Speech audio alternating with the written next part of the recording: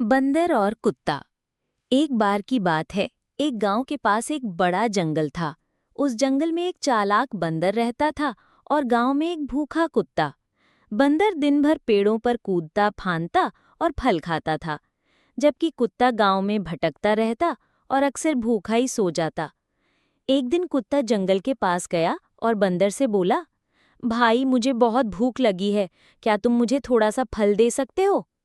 बंदर हंसते हुए बोला, अरे मूर्ख कुत्ते, ये फल मैंने अपनी मेहनत से तोड़े हैं, तुझे क्यों दूं? इतना कहकर वो पेड़ पर चढ़ गया और मजे से फल खाने लगा।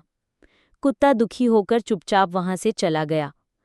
अगले दिन कुत्ते ने सोचा, अगर मैं बंदर को कुछ अच्छा दूं तो शायद वो मुझसे दोस्ती कर ले।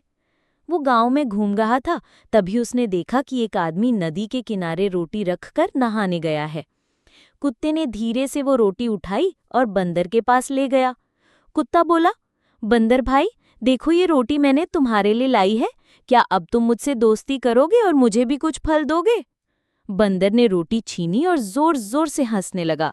तुम कितने मूर्ख हो, अब ये रोटी भी मेरी और फल भी मेरे, तुम्हें कुछ नहीं मिलेगा। कुत्ते की आंखों में आंसू आ गए, वो चुपचाप दूर जाकर बैठ गया। उसी समय जब बंदर पेड़ पर बैठकर रोटी खा रहा था, अचानक टहनी टूट गई।